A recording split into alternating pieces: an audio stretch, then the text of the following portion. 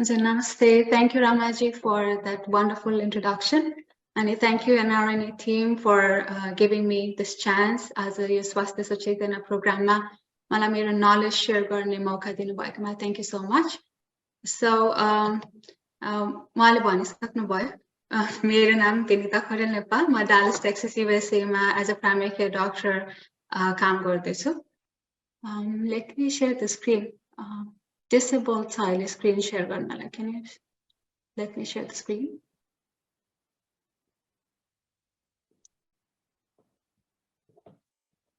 You should be able to now. Okay, I can. All right, so आजको मेरो topic चाहिँ power of prevention. I'm going to talk about preventative healthcare. So here's my screen. Let me move it. All right. So power of prevention. Prevention, when we talk about preventative healthcare, first thing is what is prevention? So it includes things that we proactively do to stay healthy and to prevent diseases.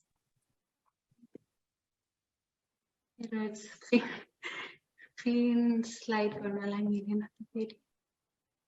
Okay.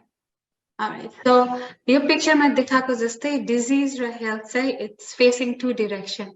So the main idea of preventative healthcare is to keep it like that.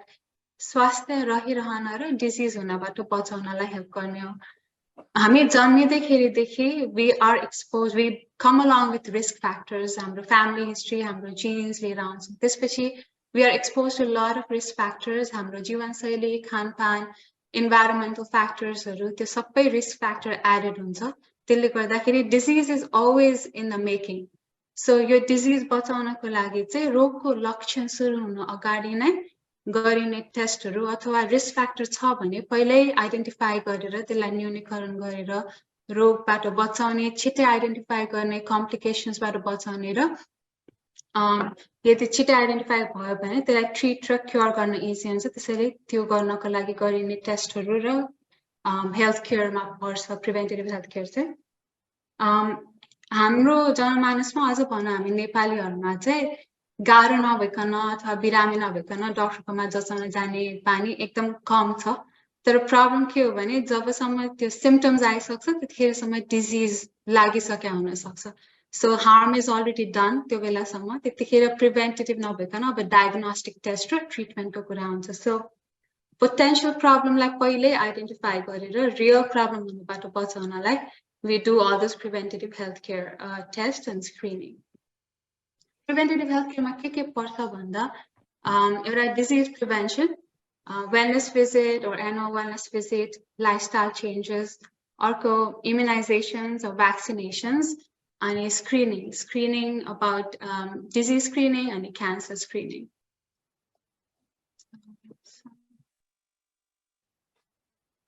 यसको बारेमा म डिटेलमा भन्छु. So wellness visit भनेको चाहिँ annual wellness visit, it's usually covered by insurance. वर्षमा एकचोटि गरिने wellness visit हो. त्यसमा most importantly social history, family history, medical history and routine labsहरु check गरिन्छ.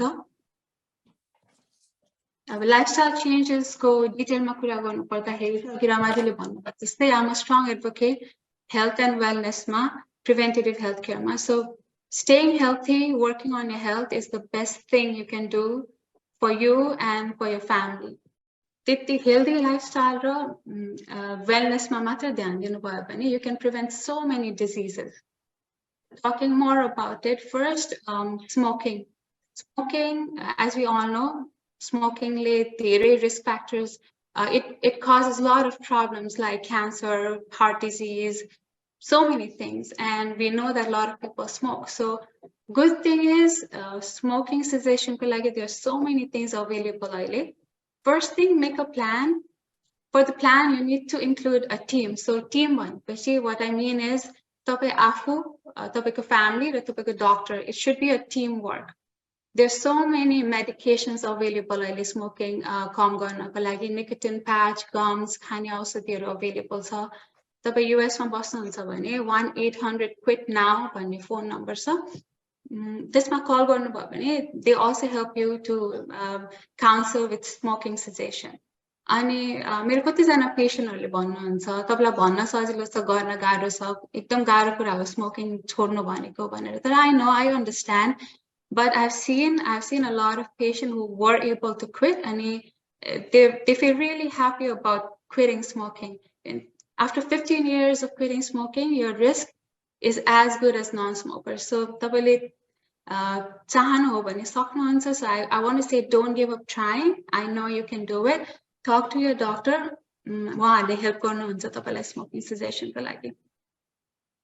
Also, eat healthy. So healthy eating is very important. When I say healthy eating, more vegetables, whole foods are धेरै अहिले एकदम सजिलो fast food, processed food are धेरै available छ तर त्यसले it has been linked with a lot of diseases and cancer पनि. त्यो सकेसम्म घरमा पकाएर खाने, whole food खाने, sugars are limit गर्नु अनि portion moderation is the key. Portion control मा ध्यान दिनु. It has to be more vegetables.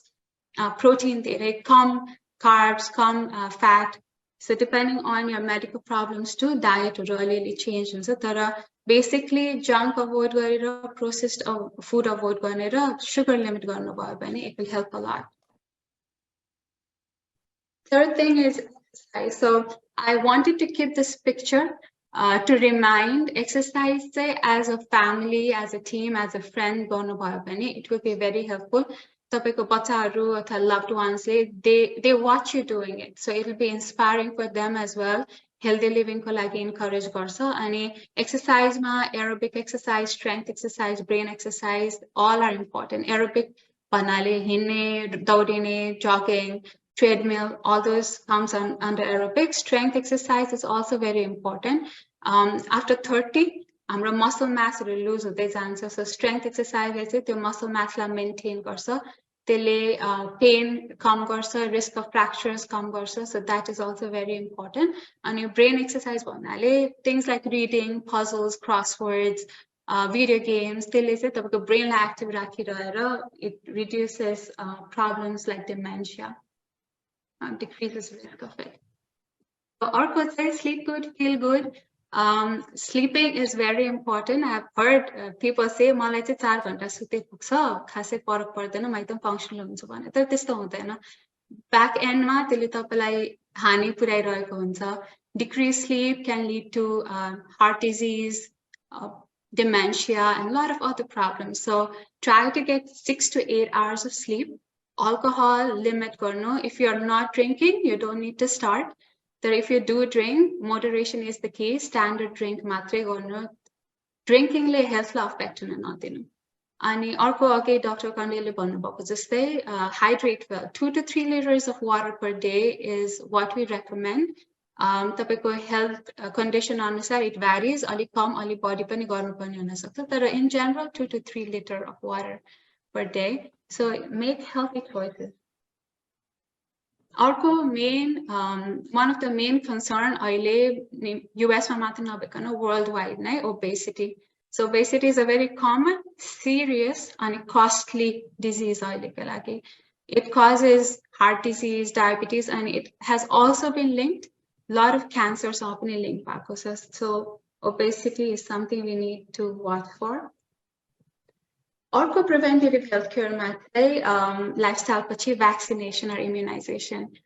There are a lot of vaccines, तपाईको age specific, condition specific हुन्छ तर most commonly influenza vaccine, the yearly दिने vaccine भयो. अर्को HPV vaccine, shingles, pneumonia vaccine, the elderly patient र chronic condition भएको बिरामीहरुमा हुन्छ. अर्को tetanus, COVID-19 is a big example how vaccination can prevent a lot of complications. Vaccine आएर नै कति death, कति complications हरु कम भयो COVID-19 को. So yes, you have the power to prevent. आफ्नो हातमै नभएको कुरा त गर्न मिलेन तर यो चाहिँ हाम्रो हातमा छ. Vaccines available छ. Vaccines usually insurance ले cover गर्छ. So please go ahead and get vaccinated. Third thing of the screening तिर जाँदाखेरि screening मा चाहिँ there is disease screening and cancer screening. Disease screening मा diabetes, hypertension, depression screening, cardiovascular disease, osteoporosis screening मा generally हाम्रो ध्यान केन्द्रित हुन्छ। अर्को cancer screening मा चाहिँ colon cancer, breast cancer, cervix cancer, prostate cancer, lung cancer screening, skin cancer screening. So why all those screening? किन यो problem मा चाहिँ धेरै focus भएको हो भने those are the leading causes. Cancer is one of the leading cause of death. अनि टाइममै पत्ता लगायो भने यो treatable, curable हुन्छ most of it. So that is why focuses on screening of those cancers. I got the data from CDC, so it's very encouraging. Screening le कसरी help गर्छ भनेर. So just from 2001 to 2020, 27% of cancer death rates dropped 2001 to 2020 सम्म. And one of the major part was because of the preventative cancer screening. अर्को colonoscopy. So colonoscopy अघि Dr. Kharel भनिसक्नुभयो कसरी गर्ने किन गरिन्छ भनेर. So this one was a little bit interesting. 1 in 20 people will be diagnosed with colon cancer in their lifetime. So 15 देखि 45 देखि 75 years सम्ममा recommend गरिन्छ cancer screening. Colonoscopy is the best way. Every 10 years मा गर्न मिल्ने. अर्को fecal occult blood test अथवा fecal immunochemical test every year. अरु CT colonography 5 years or sigmoidoscopy every 5 years. So अघि नै भनिसक्नुभयो 45 is the new 50. अहिले change भएर 45 देखि नै recommend गरिन्छ यो test. Second one is breast cancer screening. So यो चाहिँ mammogram बाट गरिन्छ. Mammogram भनेको एक खालको x-ray हो. त्यसले चाहिँ breast cancer लाई छिटै पत्ता लगाउनलाई help गर्छ. हाम्रो US preventative screening task force अनुसार चाहिँ 50 to 74 years old मा recommend गरिएको छ यो every 2 years. तर अरु society जस्तो American Cancer Society ले चाहिँ 45 देखि नै start गर्न मिल्छ भनेको छ. तर option 40 मा पनि start गर्न मिल्छ यदि you have family history of breast cancer. Cervical cancer screening pap smear भनेर usually भनिन्छ, commonly used in a term. It's a women 21 to 65 years of age मा यदि 21 to 29 years of age हो भने cervical cytology pap smear every 3 years. यदि तपाई 30 to 65 years of old female हुनुहुन्छ भने या चाहिँ every 3 years pap smear गर्दा भयो or pap smear plus high risk HPV testing every 5 years. Next one is prostate cancer screening. यो चाहिँ अलिकति different कसरी छ भने यो चाहिँ individual preference अनुसार हुन्छ. So men between 55 to 69 लाई recommend गरिन्छ यो test. यो blood test हो, blood मा गरिने test. तर यो test गर्न अगाडि चाहिँ तपाईले तपाईको डाक्टरसँग कुरा गरेर यसको risk benefit पत्ता लगाएर यदि तपाईलाई मन छ भने गर्न मिल्ने test भयो. Lung cancer screening यो सबैले गर्नु पर्दैन. यो smoking history भएको मान्छे especially 20 pack year smoking history छ र तपाई यदि currently smoke गर्नुहुन्छ or you've quit smoking तर within past 15 years भने र तपाई 50 to 80 years old adult हो भने तपाईले गर्न मिल्छ यो lung cancer screening. So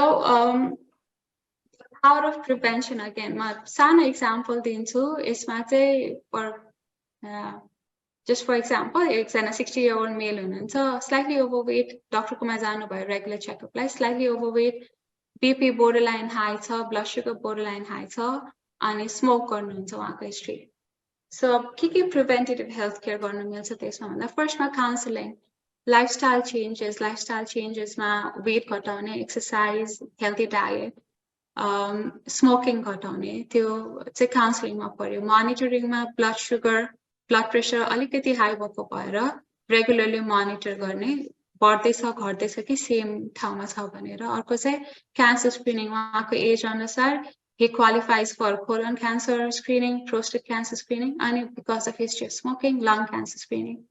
So just with those preventative tests, हामीले के को risk घटाउन मिल्छ भनेर हेर्दाखेरि hypertension, diabetes, stroke, heart attack, colon cancer, prostate cancer, lung cancer, and much more. So, conclusion, preventative healthcare, it improves long-term health, it improves your lifespan, and it avoids high medical cost. So it just not adds quantity to life, it also adds quality to life. And OS, it's free. So most of the screening tests are covered, the insurance will cover गर्छ. So talk to your insurance, talk to your doctor.